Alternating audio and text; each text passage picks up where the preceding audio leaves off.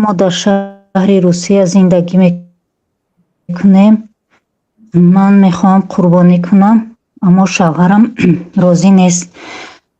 شوهرم در اوکراین هست. من میتوانم پناه از شوهرم قربانی کنم از پول خودم.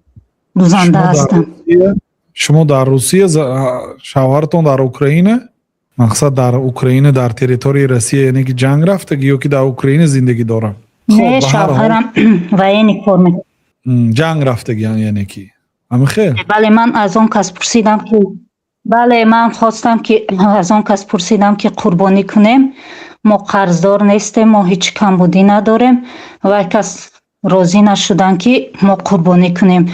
اما ما شرایط قربانی کردن داریم برای که برادرانم، پدرم، همسایه‌ام هستند. همه در یک جا زندگی میکنیم، قریبیم، همسایه‌ایم. من میتوانم پناه از شوهرم قربانی کنم؟ بله اگر امکانیت باشد قربانی کنید.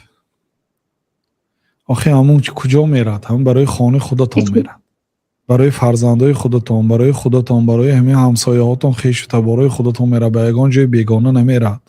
من آن کس را پرسیدم و راضی نشد. همون کس خلاف شریعت کار دارن آخر.